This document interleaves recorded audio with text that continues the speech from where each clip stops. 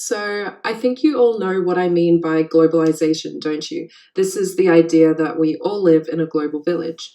With instant communications, we can share ideas and consume cultural artifacts from countries all over the world just by going into the internet and all dream up, basically.